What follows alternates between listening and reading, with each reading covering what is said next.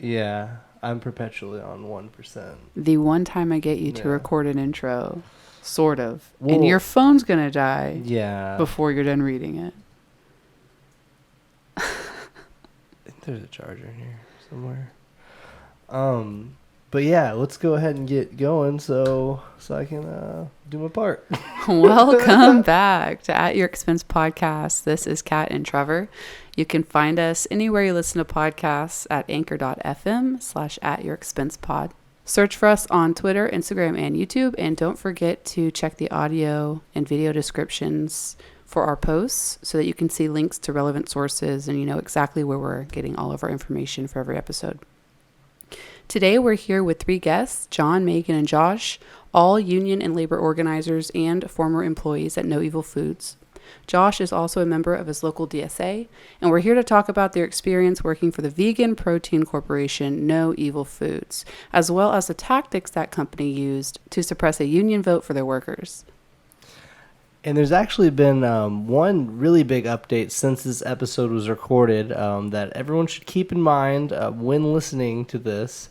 So just a few weeks after this episode was recorded, No Evil Foods called a meeting, gave a short speech, and handed out job fair flyers and letters of recommendation while firing their entire production staff without warning or severance. Following the layoffs, an internal memo was leaked from co-founder Sadrah Schadel, containing talking points on how to address the layoffs, talking points that included an alleged 50% pay cut for her and other co-founder Mike Woliansky, along with endless babbling about how badly the layoffs made her feel. In the email, Sadrah encouraged remaining staff to approach the layoffs with lots of optimism about the future of No Evil Foods. The owners of the company encouraged workers to trust them and vote down union representation, only to betray many of those same workers after they had worked through a global pandemic by firing them. This is how their loyalty was repaid, with a sudden firing and no severance. Also, the company can continue on and outsource production to a third party to cut costs. If an employer goes to the lengths No Evil Foods did to convince workers not to unionize, there's a reason. And that reason isn't because the employer is looking out for workers. It's because the employer wants to maintain total control. No Evil Foods stripped workers of their chance of getting a real voice on the job, and then a little over a year later demonstrated exactly why they needed it. There's no loyalty to be expected from an employer willing to bust unions. And No Evil Foods has certainly proved that.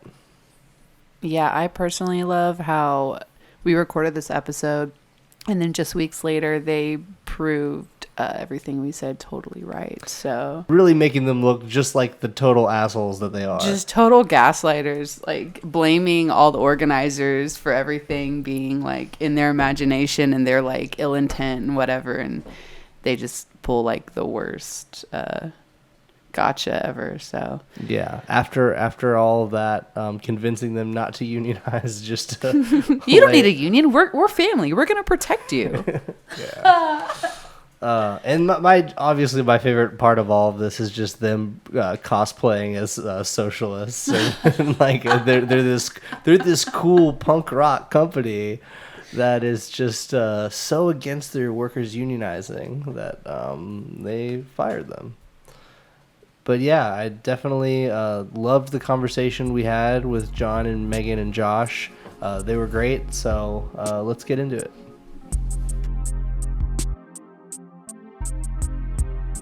We hold these truths to be self-evident. All men and women created by go. You know the thing.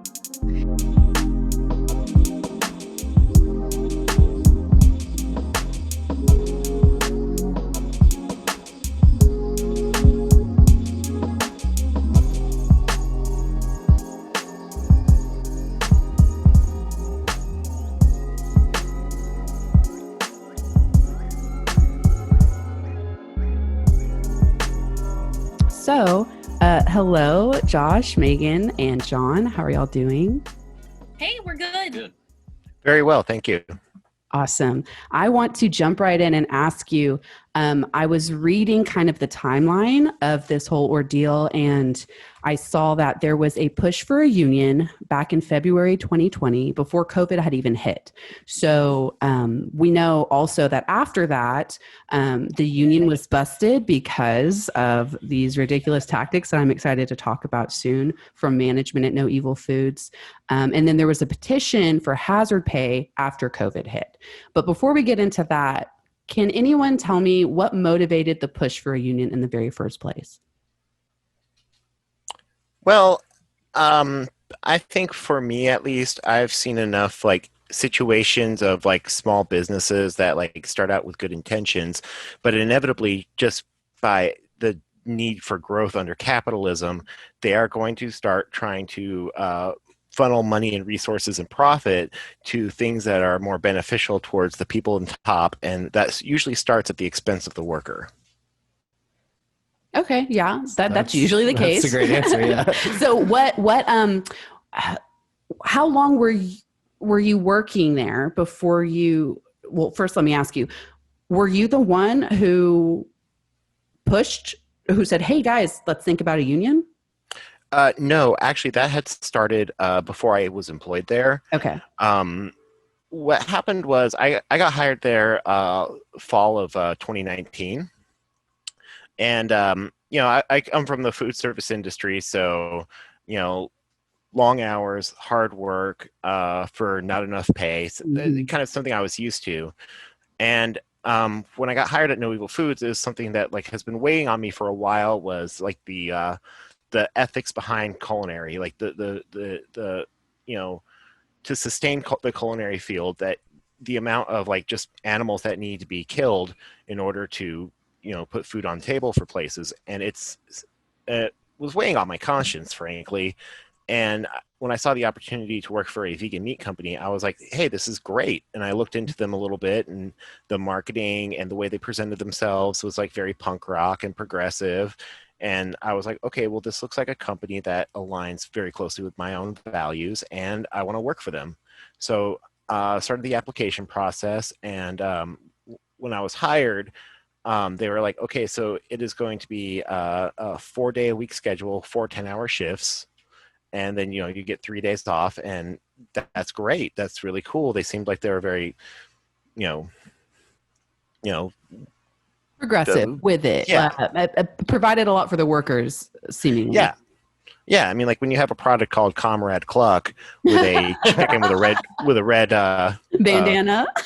On its neck, you're going to be like, okay, well, hey, this has got to line up here. This has got to be legit. But I kind of started noticing pretty much from the get-go, my first week there, a lot of people were like not happy with what was going on. They had just moved into this new facility, and because they started in like a commercial kitchen for small businesses that are just getting started. Mm-hmm. And then they had moved into this new facility that there were tons of money was being dumped into it, and a lot of people who'd been there for like 5 years were very, very unhappy. And one of the people that worked there asked if I wanted to fill out a union card. And I was like, absolutely. I mean, this is something that like, I've always wanted to be a part of a union, because I, have never had my interest represented in the workplace before. Mm-hmm. And, instead of like being like fighting my fellow workers like crabs in a bucket, it would be nice to like work as one. I love that. That was great. Yeah. That was amazing. I love that. Yeah. And so they have an employee meeting. This is my first week there, mind you. And like the announcement was made that they were going to go from a 4-day-a-week, 10-hour shift schedule. They were going to go to a conventional 8-hour shift, 5 days a week, with scare quote optional Saturdays. And that really, like, a lot of people who'd been with this company for a long time and put in a lot of work to get them to where they were at felt like they'd been betrayed. Yeah. You might think like, oh, well, get it, suck it up. But I mean, like, some of these people have like kids that they were having to arrange like childcare for. One person was going to school. Another person had a spouse who was sick with cancer and was getting chemotherapy treatments, and they would leave on like Thursday night to go to Greenville to get that treated. And the response from the owner to that was like, well, this wasn't going to work for everyone. Okay. Yeah. So like that was kind of like, there was kind of like a half-hearted at this point, like a lot of people had checked out. Yeah. And they were hiring all kinds of new people because there's a bigger facility. They were taking in more orders. They were wanting to grow. And, it was all gas, no brakes. They were trying, like, there's like 3 or 4 or 5 people being hired every week. And, just slowly but surely, all the people who'd been there for a while, who'd originally expressed interest in unionization, were leaving. So it kind of died down for a little bit. There's still a couple of people who'd been there for a while, kept it kind of going. And I'm not going to lie, when John was initially hired, I thought he was some sort of company snitch. What? Whoa.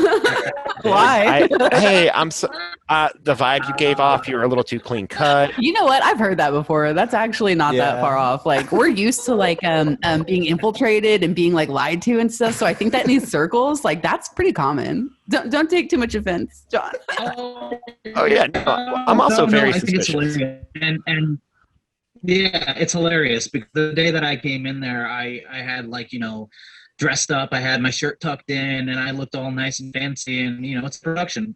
It's production, but it's like I was overdressed. Sure, okay, but we all do that. Like, Josh is saying I look nice. Yeah. Yeah, you look like a Pinkerton. I'm just kidding. That's awesome. Okay, so wait, let me get my story straight here. So the idea to start this union at this company happened before or after the crazy schedule change? It happened before. I think that's kind of like, and management had cotton wind of it. But I can't really speak on that campaign. And the people who might know are very, very protective because of the NDAs, and they just don't want any trouble. Okay. This is making sense. But it's probably some of those same kind of like tactics or like, treatment of employees by management that like kind of led to the push for unionization in the first place, though. Yeah. Yeah. And, and it's something that these like progressive companies will do is, they'll just try to like, fluff you up and like make you feel good. But when it comes to actual material conditions being improved, or, it's suddenly it's a burden. Like, what an empty gesture. Wow. They sound like Democrats. I love how we had the same idea at the same time. I think all of us did. Yeah, sounding a little familiar here. Okay. So there was an old union push. Most of those people left. Maybe they got discouraged. They can't really speak on it now because they had them by the balls with the NDAs. But the union push was revitalized later. What I understand is COVID hit, or let me back up. So that union push resulted in a union vote after a bunch of scare tactics, like the mandatory meetings, and like we're all familiar with the anti-union propaganda about like union dues and investors pulling out of the company if you join a union. But I also read about fear-mongering they had done around sexual harassment. Like, were they trying to tell you guys that if you join a union, you're more likely to be sexually harassed? Or what was management at No Evil Foods getting at with that? So I would really love to speak on this because it was one of the most horrible things that's ever happened to me in a workplace. Like, and I'm not talking about actual sex harassment. I'm talking about the way that the conversation was treated around sexual harassment in regard to unionization. So we had the, is she the CEO or CFO? Good scholar, co-founder. Anyway, one of the founders, Sadrah Schadel of the company, got up and gave a speech about how it would be more difficult to fire sexual harassers if a union came in because the union would protect them. And we can get into the details of all the things that they said about what a union would do if it came in, because they also said that they didn't have to protect anybody. They were telling us, oh, they'll protect sexual harassers, and like sexual harassment would run rampant in the workplace. And I raised my hand and pointed out to Sadrah Schadel that, sexual harassment and stalking and scary behavior like that is not subject to just a union or just a workplace. It's a Right. societal problem, and we Right. all know. But she made a point to they in general with the union drive made a point to put articles all around the tables in the break room and about how these different organizations had problems with sexual harassment, these unions. And I asked her why it was relevant. And we have this all recorded too, so we can send that to you as well. But I get so frustrated because I pointed out to this woman that sexual harassment is a societal problem and that it's not subject to unions or workplaces in general. I said that sentence to her. Mhm. And her response to me was to ask me, oh, do you think Harvey Weinstein should be accepted in society? Or do you think she said, do you think what Harvey Weinstein did was okay because he was held accountable? Now, Wait. I'm a rape survivor. Yeah. Oh, okay. Yeah. Do you have questions? Because I can answer them. Well, I just don't know what kind of fucking question. How is that relevant Yeah, in any way? That does not. The Harvey Weinstein Yeah. comment? Why? Exactly. Yeah, no, she pulled Harvey Weinstein out of her asshole, and she asked me if what he did was okay because he was held accountable. Because my main point to her was that all of these stories that they're telling us about sexual harassment, these people were held accountable, and it doesn't make what happened okay. Obviously, it doesn't make what happened okay, but.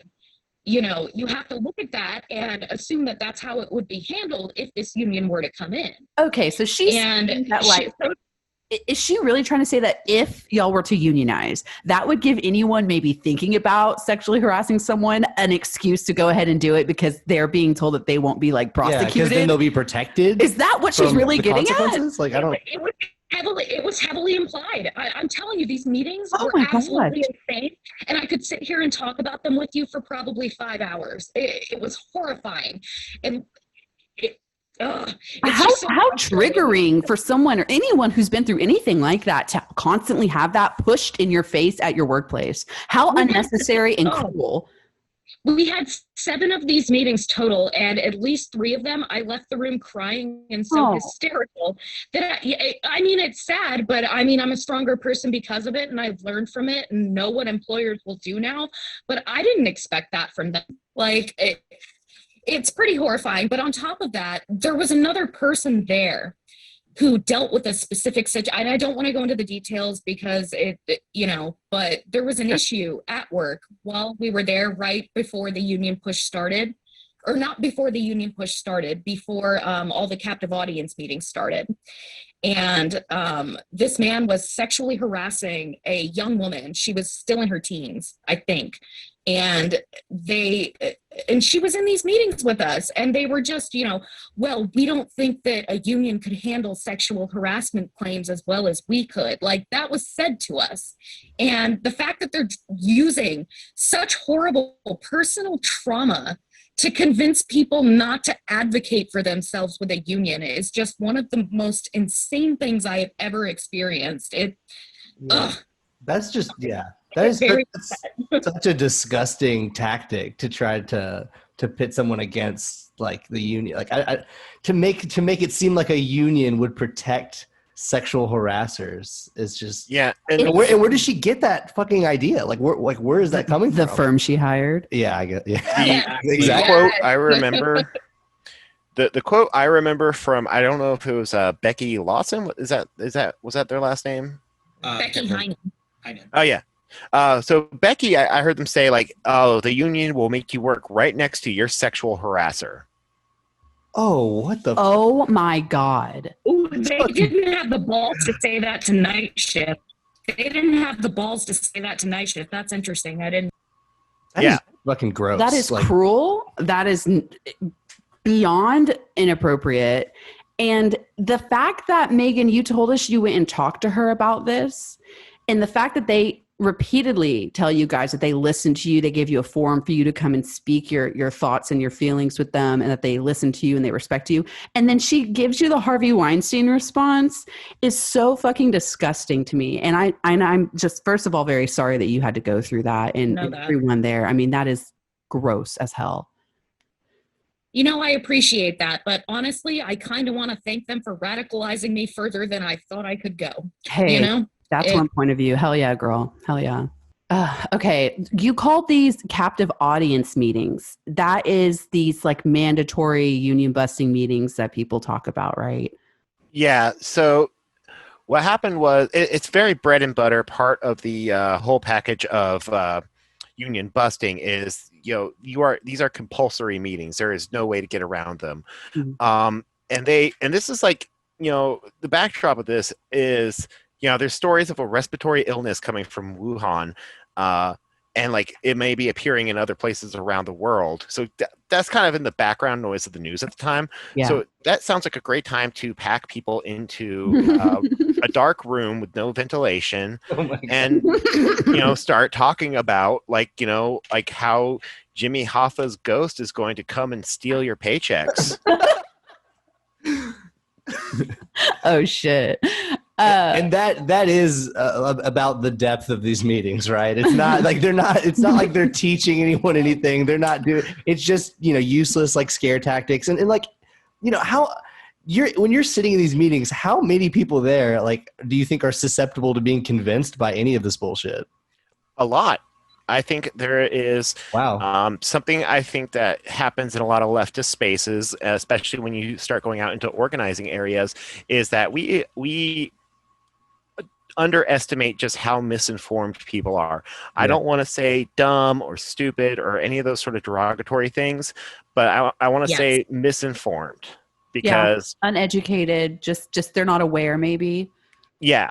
Like they have an idea of what a union is. I mean, like think about like The Simpsons, like the first 8 seasons. Like anytime they mention a union outside of that one episode with the dental care, it's all about how they're corrupt.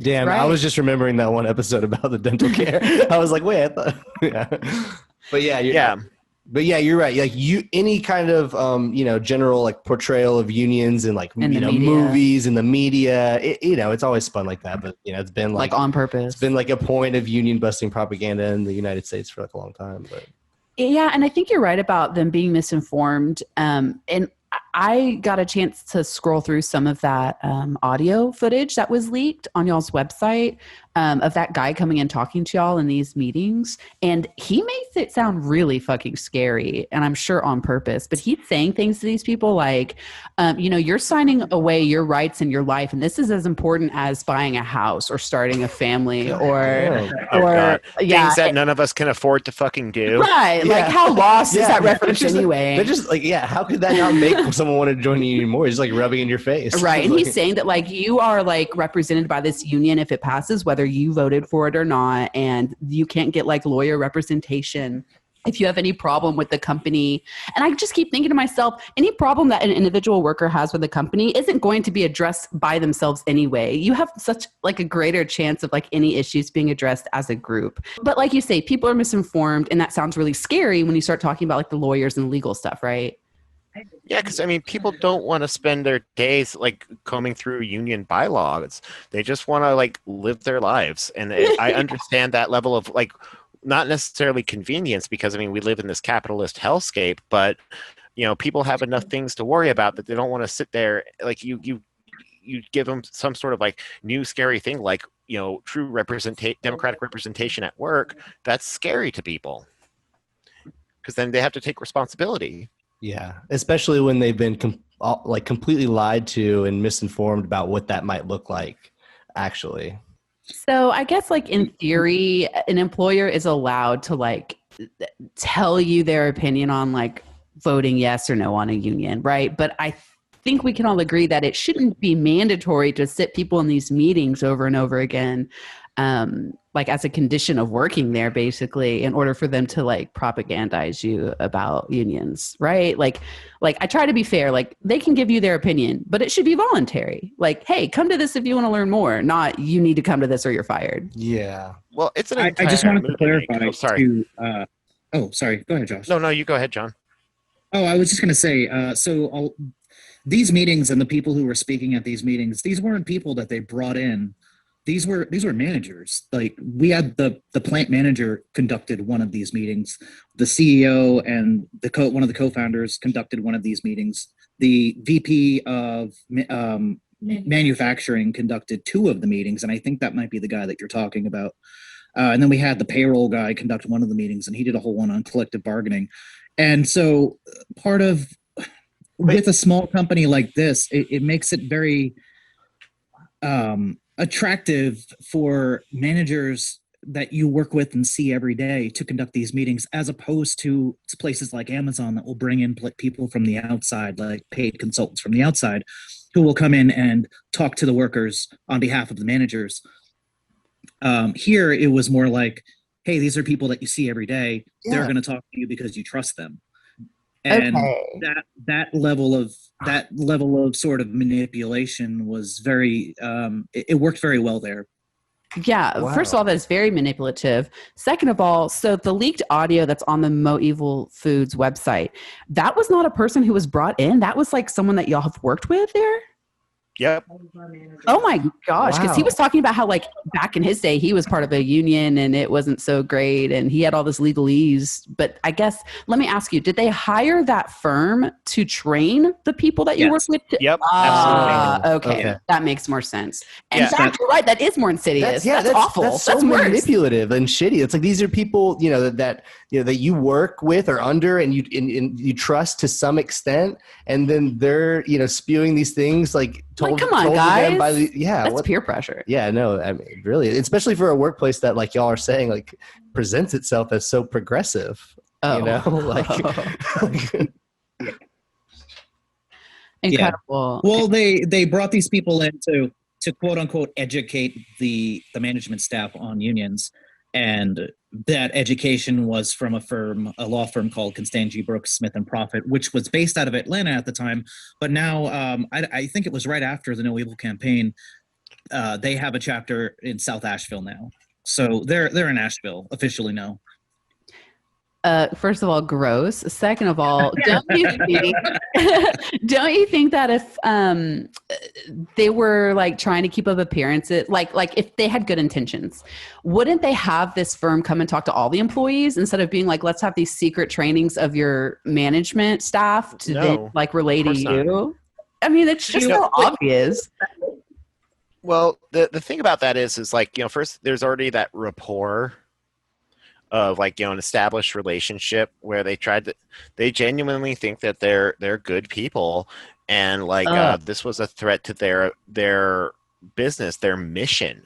Keep in mind, this is a mission-driven company in their eyes, and their idea is we're going to invade. We're going to change the world with our shitty fucking Satan. I like how you almost said the word invade. That's awesome. Yeah. Like colonize the world.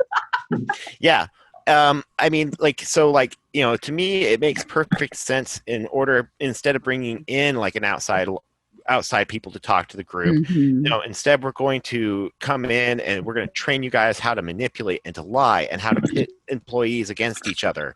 And like, that's one of the things that happened at these meetings. I have recently found out that I have autism, and one of these meetings, like, I had a full-on meltdown. I thought it was a panic attack, but now I know it was like one of these things. And because, I was very agitated, I get very mad when I'm lied to. I was having people like, telling me to shut up. I was having like, just like, people like, they were encouraging this too. They were actively encouraging a hostile environment so that very much like a family, depending on if you had a bad one or not. They're a very patriarchal hierarchy that will manipulate things you don't want to do and try to pit your other family members against you. So is it kind of like, let's create this environment of like confusion and hostility and just like everything's bad because we're even talking about this union? And it's like, see, remember before when things were great, we were all getting along, like, because there was no talk of a union. And now look what you guys are doing. Is it kind of like that? It's exactly like that. 100%. Wow. Precisely. The more they can agitate people, the more they can get everybody mad and frustrated and divided, the better off the management's gonna be, because they want to break that solidarity between the workers. That's their number one goal. I have not even thought about that before this moment, and that is so fucking gross. It's like trying to Sorry. actively encouraging daytime, nighttime, like animosity towards one another. I mean, very, You know, very similar to like the class war stuff that we see just like in general in our country, right? They were so effective in dividing everybody, because as far as night shift goes, and I can't really speak so much for day shift, but as far as night shift goes, what ended up happening is that before these meetings started, we could talk about this. I was talking with people who were vehemently anti-union, and but we were having legitimate conversations about it, and we were comfortable, and it was just like a real adult conversation about our differences in opinion. And before I knew about solidarity unionism, which we can get into later on, Oh, yeah. but before I knew that you don't need like a big union to come in to advocate for your own rights as long as everybody is united, I was having conversations with these people about the pros and cons of the more corporate unions. And it was all civil. It was all fine. Like, I was friends with these people, and they drove this wedge into everybody. They just divided the entire workforce, and that was their goal. They used management, who we theoretically trusted. A lot of people did. And they pitted everybody. I remember, oh God, I'm sorry. One day they had a floor manager come on the floor as soon as the shifts were changing. So there were some of us from day and some of us from night shift on the floor. And he said, hey, if anybody, targets you about unionization, if you feel bullied about joining the union, let us know. We'll put it into that. Meanwhile, there's like 5 organizers in the room and everybody's looking at us like that. I'm not even kidding. Like, it's absolutely ridiculous. Yeah, suddenly there are a lot of issues with my performance. Oh, like out of nowhere, like that weren't a problem before this. Suddenly I'm spending a lot of time in the packing room, where they would box the product, and like there are people there who are actively like nope with a union and are like like I'm pretty sure they were primed up. I mean, one of the things that really bothered me was, and you see this with a lot of companies where they go like, oh yeah, we totally hire convicted felons and stuff like that. And there was like one guy where like we explained, like we told him like, hey, this is what will happen. And what they ended up doing was they started saying, well, a union can come in and they'll make it so that you'll lose your job if you have a record. These are people with like probation fees, parole fees that where if they don't pay, they go to prison. And they were taking full advantage of that because an employer can say whatever they want. The fines for any sort of the violations during union campaigns are so minuscule as to let's be whatever. It's like a $50 parking ticket. Well, I'm so confused. Yeah. I saw on the on the No Evil Foods website that they touted that they were hiring people who had been to prison with this organization that helps them do that and quote unquote gives people second chances or a fresh start. And so are you saying that once talk of a union came around, they were threatening to stop that kind of program for these people that were already working there? No, they were they were just saying like, hey, listen, a union will start making you do drug tests, or, a union might have rules where felons can't even work here. So you'll have to lose your job. I mean, that's not true at all, right? Basically. No, a union wouldn't do that. God, my goodness, I would hope not. I mean, they just blatantly lie about these people, like you were saying, who are already very vulnerable and in this predicament where they're trying to fix their situation. I mean, kind of with the sexual harassment thing, they're taking people's like most intense vulnerabilities and playing on those. It just seems so like cruel and inhumane and not at all what you would expect from a vegan company, right? Exactly. Yeah. And it wasn't even, they did that with everybody. And the way that I look at it, they basically figured out what everybody cares about. And this is just my speculation. I'm just throwing that out there. But they basically figured out what everybody cares about, what everybody's concerned about. And they found ways to spin it around and use it against them. And so they would use sexual harassment, and they would use ex-felons and their records. And for me, one of the things that I feel like they used against me is, and other workers there, is that they said, well, UFCW Local 1208 also represents Smithfield.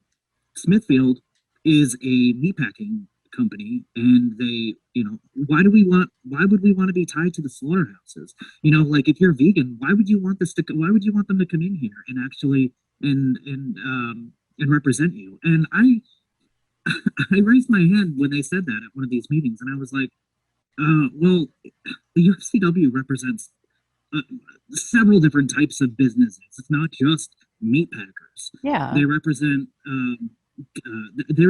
dispensaries now. They represent grocery stores. They represent pharmaceutical companies. They represent textile industries. They represent all types of different companies. So just to hone in and say, oh well, it's a meat packers union, is ridiculous.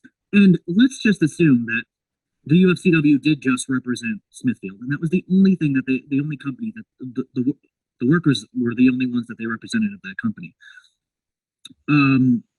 So what? Like, as if people who work in meatpacking don't deserve to have rights. Exactly, they're still workers. Yeah, exactly. And I said this at the meeting. I would love to see Smithfield shut down, and I hope all their workers find jobs. Like, you know what I mean? Like, yeah, of course, you're not going to take it out on the people when it's the company that's choosing to work with meat or not, right? Like, the people who work there are still just trying to survive, and they're still workers, and they deserve rights, just like you said. The union doesn't represent Smithfield; they represent the workers. Exactly. Yes. Yeah, and you got to ask yourself, who works at a slaughterhouse? It is an industry that is predominantly Black and Latino people. Nobody works at nobody works in a slaughterhouse because, like, they have a love for the game. At least I would like to think not. But, like, it is usually like BIPOC and AFAB people who work at slaughterhouses. A lot of people, like, people who speak English as a second language, at least my experience, because when I was younger, I went to a couple of the slaughterhouses in meatpacking plants in outside of Greeley, Colorado, just to have the experience. And also I was doing like animal rights stuff. And yeah, I mean, that was my experience. Like, the 2 or 3 weeks that I was there was, like a lot of like Hispanic people. I was a lot smarter back then, so I was like bilingual, but I live in the South, not a lot of Spanish speakers where I'm at. So, but like, so these are people who are just trying to get by in life and, like, build something for themselves and their families, and they deserve to be recognized as human beings and have their rights recognized. Absolutely. Yes. Absolutely. And I'm so glad that tactic was seen through. And I saw a lot of posts on the social media account as well of just like how ridiculous that whole argument is. This union also represents a meatpacking industry. Please. Okay. Like we just said, that's not even the point of the union. The union is for the workers. It's not to make a declaration of, what animal rights or anything else. And I'm so glad that y'all saw through that, and hopefully other people did too. No, I just have to, I'm sorry, I don't mean to cut you off. Sure. I have to say, if McDonald's workers, like rank and file workers, wanted to form a union, would you be against them because they work for McDonald's like that? Yeah, exactly. Absolutely.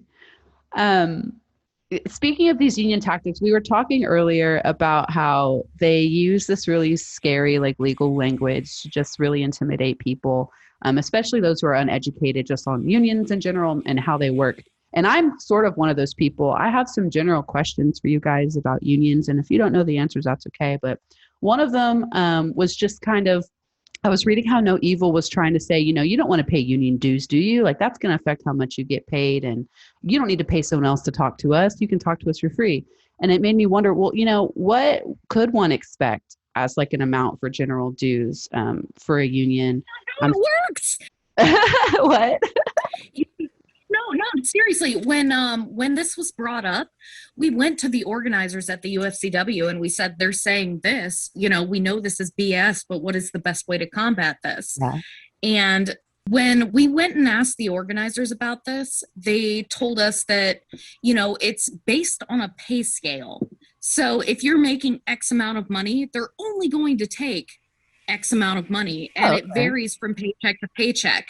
And that's just with the UFCW. They are not going to bleed you dry just to be represented by the union. Union dues, they said, didn't go over like $40 or something like that with our specific situation. And with all that, you're getting back in benefits in terms of like better pay, like guaranteed wages that you can schedule, pension, healthcare. You're not even stuck with the pension program. If you don't want to go with a pension program and you'd rather take that money and put it into a 501k or whatever, they will help you do that. Oh, cool. Okay. So the UFCW, sorry. Go ahead.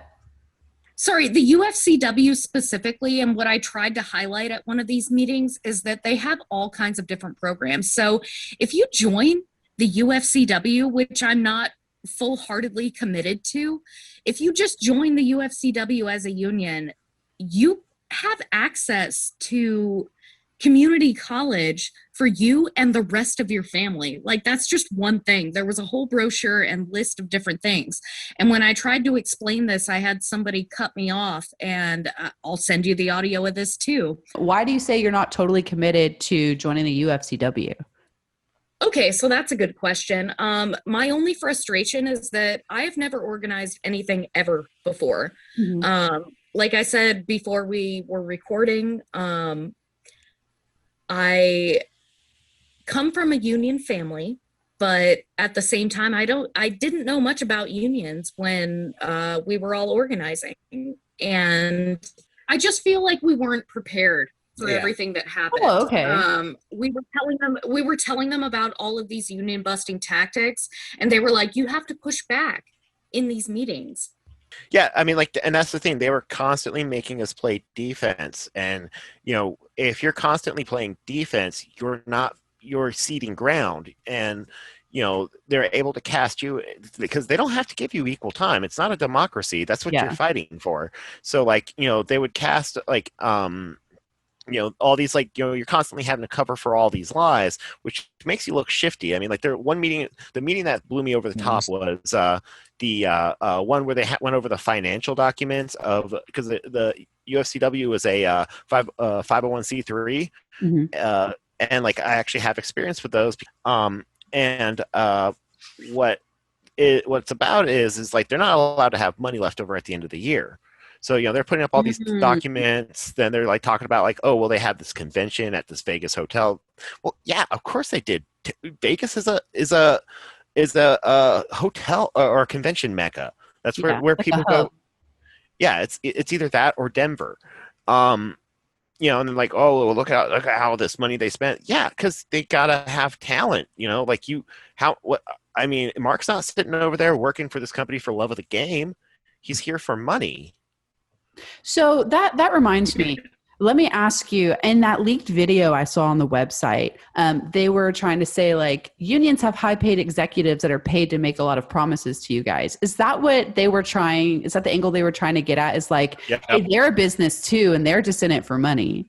They basically hammer on the fact that the union is a business. It's just like us. And the guy who was saying that, and this is what's particularly like so funny about it, is he was a Teamster, and he bragged about it at these meetings. He was like, "Well, I'm a Teamster, and I have a degree, and I don't even know what this means."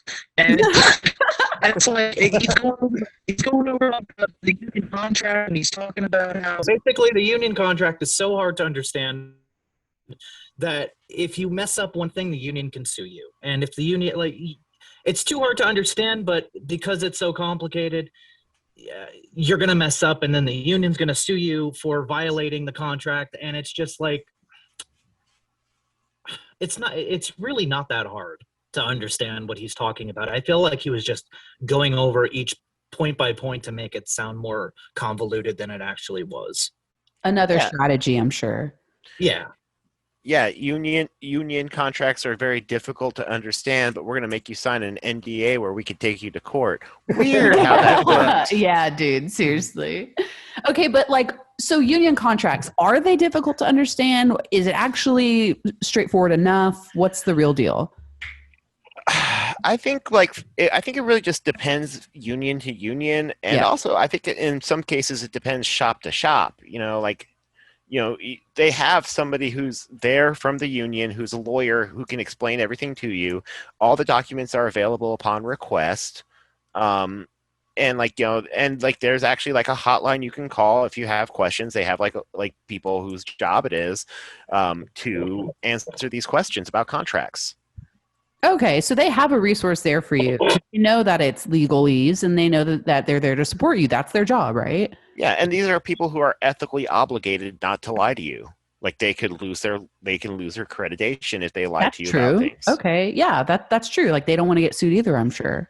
In the end, it comes down though to like, okay, so you got this union that is you pay the dues for that are like they're specifically for you, or you got your boss who is legally obligated. It's their fiduciary responsibility to make as much money as possible for their shareholders. Yeah, and so what do you say when they're saying like union executives are highly paid? They make a shit ton of money, and that's why you shouldn't trust them. They're just like CEOs anyway. I mean, is that true? Do y'all know? Do union executives get paid a whole lot of money? Some. And does that lean its? I'm trying to reconcile in my head. Like, is that okay? Well, I mean, it's just one of those things where, like any other like field, and we live in capitalism. Yeah. So true. so that lends itself to where you want to have competent leadership in your union. Well, you're going to have to pay for that leadership, right? Yeah, and it is legally involved, so I guess that makes more sense. I mean, we know that legal stuff doesn't come cheap, especially if you want it to be high quality. That's just the nature of capitalism, like you were saying. So I guess it's not fair to like fault these people for being paid a lot, because it probably is a lot. Like I'm sure court cases come up all the time, and just by nature, that's expensive, right? Yeah, I mean, let me see. The international president of the UFCW makes $309,000 a year. Okay, so that's a lot of money. That's average for like CEO, like upper management positions. But they probably have things like gold-plated dental and pension and all that stuff. That's like, I mean, how much with no evil food spending to like the consultants to bust the union, and how much of that were they able to write off in their taxes as a business expense? Yeah. They're spending, it is worthwhile for these companies to spend, in some cases, thousands of dollars a day to prevent you from putting your name on that card so that you don't get the representation that you want. I mean, there was a guy who was from the Teamsters who was talking at a meeting I was at recently, and he was basically going like, I know when my raise is every year. I know how much it's going to be and when I'm going to get it. Every single year. Yeah. This guy, he started working with the Teamsters when he was 17. He retired at like 47. Oh, wow. So, I mean, essentially like, a union executive might get paid a pretty, good salary, like $300,000. You're that's even saying that's extremely great. That's really. But I mean, you're saying like it's nothing in comparison to like what the company is willing to spend to make sure that, workers don't get the things they need. AKA what they're saving by screwing exactly, y'all. Yeah. Sorry. Oh, no, I was just going to say at one of these meetings, they actually put the salaries of all, and I don't know where they pulled it from. I have some guesses.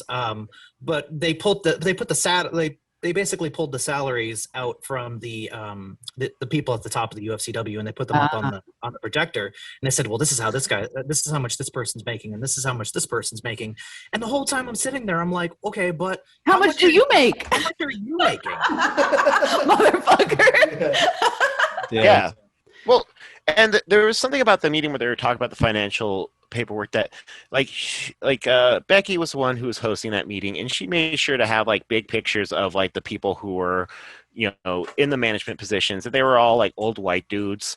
And like was really it felt to me that she was really trying to emphasize that point. Mm-hmm. Like, oh yeah, this company like not gonna like look out for you because they're all a bunch of old white dudes. Like, yeah, they're a bunch of crusty old white dudes, but are like your bosses.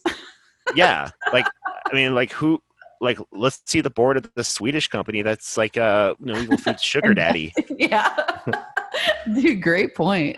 I love that. I love how they're trying so hard, and it's like everything they're trying can be put right back on them.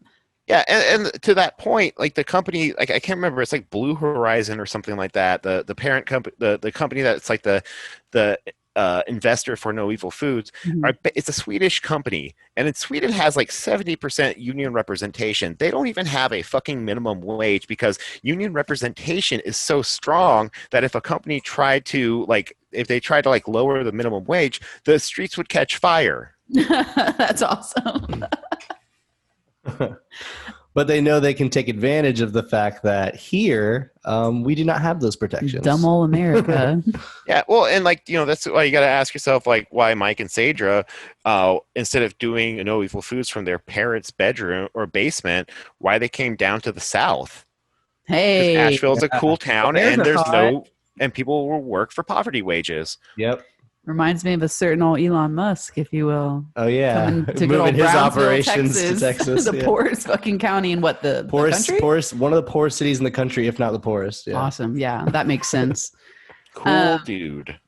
Anyway, so I had a question. In unions, who negotiates the contract? Let's say you get unionized. It's time to negotiate between the company and the workers.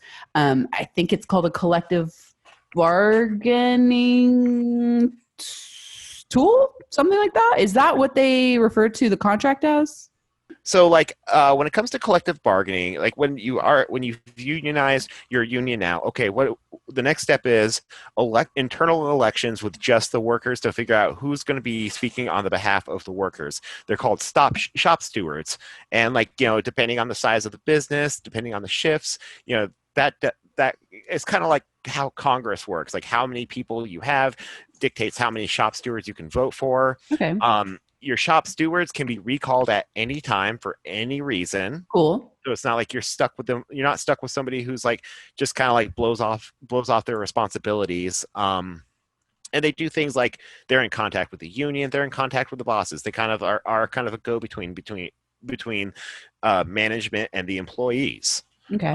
If there's ever any sort of disputes between workers, or if there's disputes between a worker and management directly, then what happens is that person will go into the every meeting with these employees so that they're not alone, so that they don't have to suffer from any sort of high pressure techniques. And if it's a severe enough disciplinary situation, the union will send a lawyer, and you'll have your coworker who's got your back in that room with you with the bosses. So you're not alone.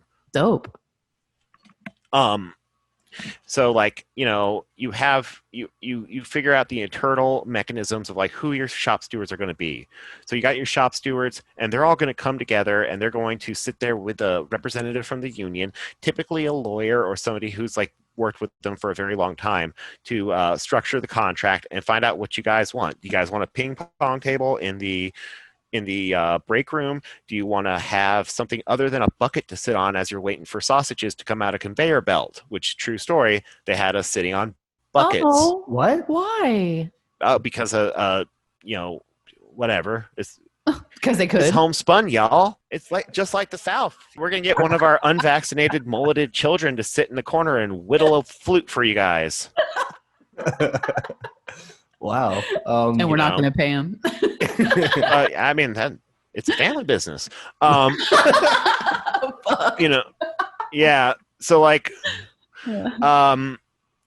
so then you got all that together, and then you're going to sit down. The bosses are going to have representatives too. And then that's when the negotiations start, give a little, get a little. You come to an agreement that is fair for everybody. You might not get everything you want as a worker, but there's no uncertainty anymore. You don't have to sit there and wonder, am I going to get fired today?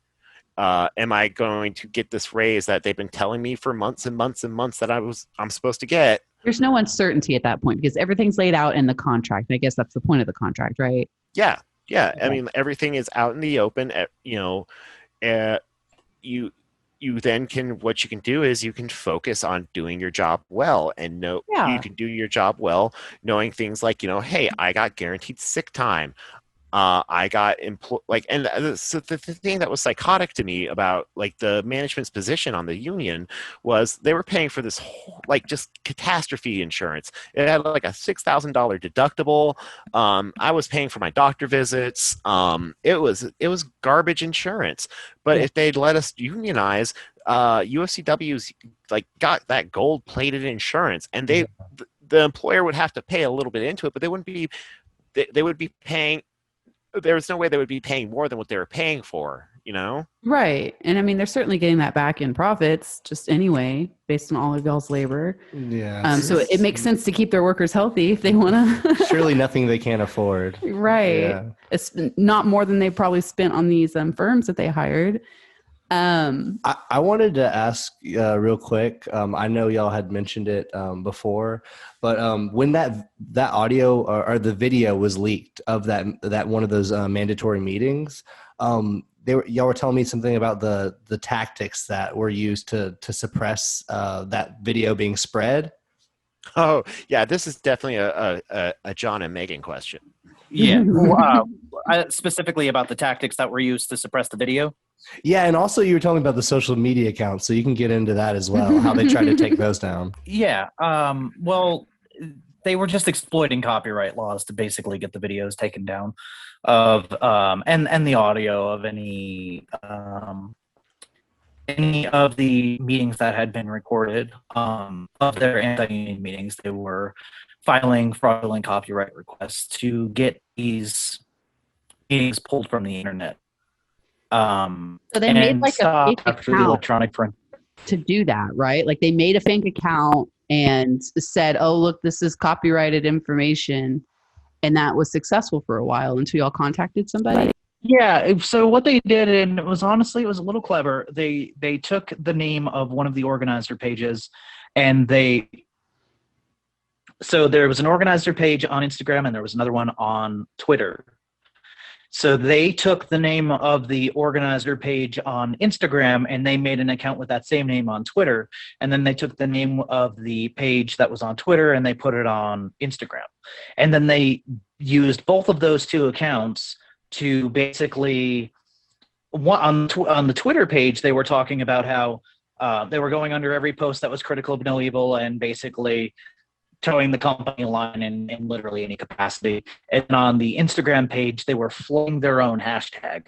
So they were basically, at first it was just pictures of like their products, but they would flood them so that it would knock down on the most recent section under hashtag no label foods. It would knock it down so you wouldn't be able to see any of the posts that were critical of them. Yeah, and then they started using like these 6-panel. Yeah, it was honestly very clever. And then they started using like these 6-panel memes and pictures of like scanned pictures of their products, and they would upload them all at once, so it would knock anything critical down, and all you would see if you search that hashtag is like a picture of like Comrade Cluck.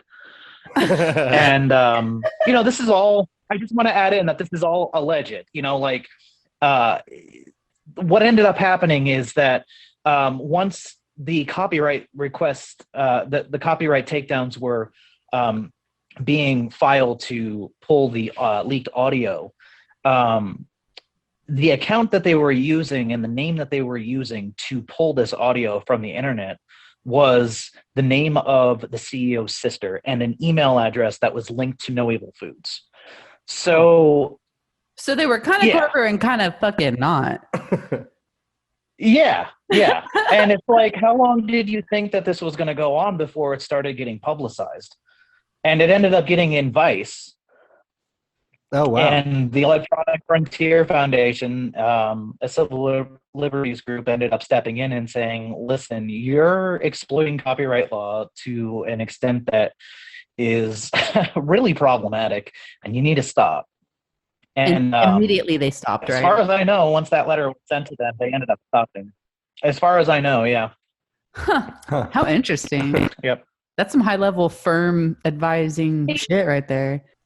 Sorry, I just have something to say. Like what you guys just heard with me running away and then being gone for the last 20 minutes, I had a panic attack based on me just discussing what happened about the whole Harvey Weinstein issue in these captive audience meetings. Like I'm coming back from mid panic attack, and I'm happy you put this in the podcast because this is what anti-union drives will do to people. So I might not be super present the rest of this podcast just because I'm having a really hard time and I'm very upset, and you guys didn't do anything, and I hope you don't think I'm absolutely insane.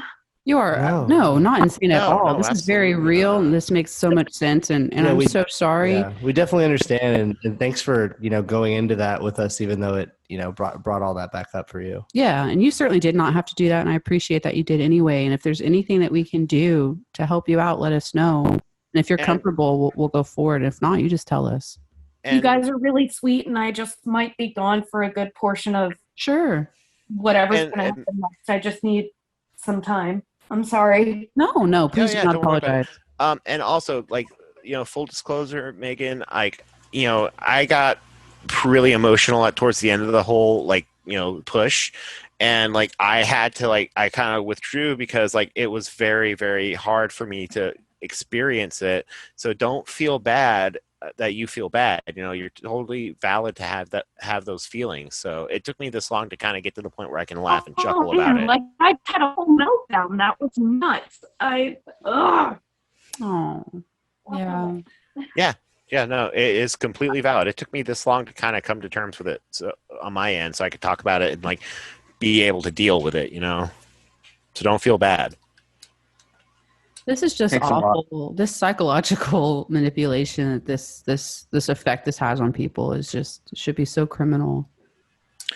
Yeah, and that's the thing is it's a very high pressure situation to be in. They were because I was I can't sit in these meetings anymore. It's too much. Mm-hmm.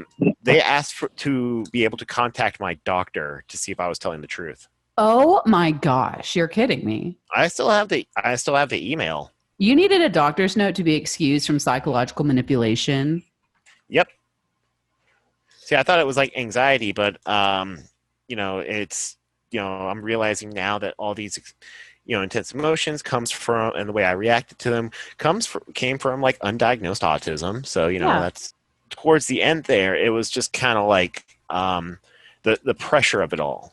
Really, I can't overstate just how difficult it was, especially because suddenly there are people who I was cool with at work that would have nothing to do with me. It was very isolating. And y'all were telling us earlier that they do that on purpose. They pit you guys against each other and make it a very hostile environment on purpose so that you feel like this is your fault for wanting this change, right? Crabs in a bucket. Yeah. Oh my goodness. Yeah. Well, the way that it kind of works is you get so tired of the meetings, you get so tired of the hostility, you get so tired of everything that you just want it to go back to the way that it was, and you want to go back.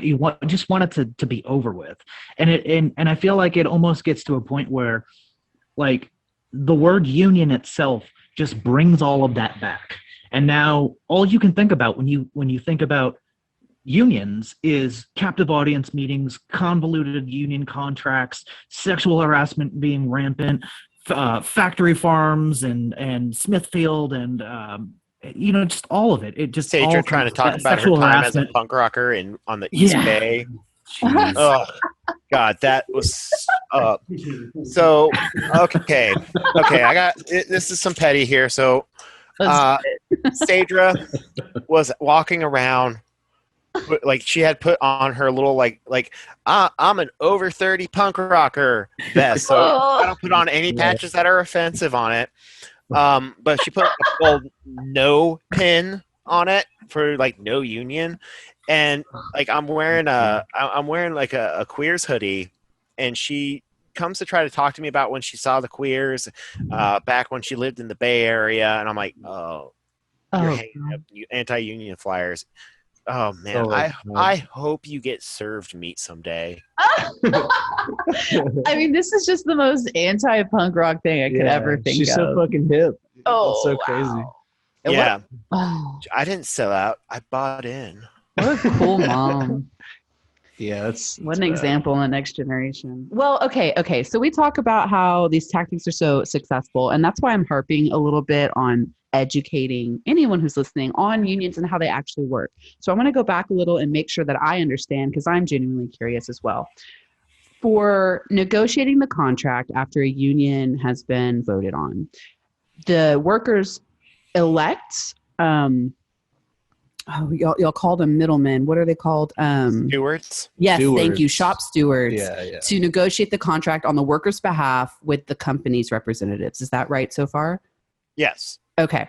Now, is that contract amendable mutually at any point in the process before it's over? No. Once that contract is written, it would take a lot to actually renegotiate that contract. The usual, a union contract can last anywhere from like 18 months to 5 years. Oh, okay. And so do you get to vote on how long you want it to last? You've got a lot of say. Most unions prefer to have a longer contract just because, negotiations, that leaves more rooms for disagreements. And, because despite the popular opinion, unions don't like strikes necessarily. Yeah, I think I was hearing about that with the Amazon thing. Is that because, well, if you know, will you explain it to us? So, the whole concept of striking? Why they don't like strike? Why unions would be against striking? Well, because the union has an invested interest in the workplace and business being successful, just like the ownership, just like the employees. Because if the business is unsuccessful, well, nobody wins. Yeah, like the union people don't get to be employed for that workplace anymore. So yeah, that does make total sense. So they want the company to stay in business just as much as the employers. Just as much as the workers, right? Like everyone, this is like a win-win-win when everyone's happy, when everyone's taken care of. So that goes completely contrary to their kind of framing of this, of the anti-union framing of this, is that unions will make decisions that will be necessarily bad for the company and will take away profits or success from the company or investors. Yeah. Which is like you're saying. Well, it's bogus. The numbers don't lie. Organized workplaces, the workers are happier, so they don't quit as often. Yeah, less turnover, more profit for the company, right? Exactly. Sure, the employer is paying more for labor, but even then, they can figure out how wages come in. We know this tier of employees are going to be getting a raise, then these ones, and they know ahead of time when it's going to happen. Yeah. It's a guarantee, but the thing is they lose control, and because we venerate this whole idea of the entrepreneur, the Tony Stark, who's going to usher in a new age of shitty satan to eat. You're going to have these people they're little control freaks. They're little small business tyrants. It's all about their ego, right? Yeah, they're just another Bezos waiting to happen. Yep. So I know that y'all had said that this union drive happened before COVID. Yes. Yeah. If this union drive had been successful, how different do you think it would have been going into COVID and kind of the effects that COVID had on the workplace? That is such a good question. I think about that all the time. I feel like if we had a union, because the election was lost in February and then COVID hit in March. So it was literally right before it happened. And the timing of it was just so off. If we had that election in March instead of February, I feel like we probably would have won, because No Evil's COVID response was just there's so many words that I could use for it, but it was abysmal. It was awful. And I feel like if we had the union in there, it would have, I'd like to think it would have motivated them to come up with something better than what they did. I just wanted to touch on this, and it's kind of going back a little bit, I'm sorry, but was trying to find the quote for it.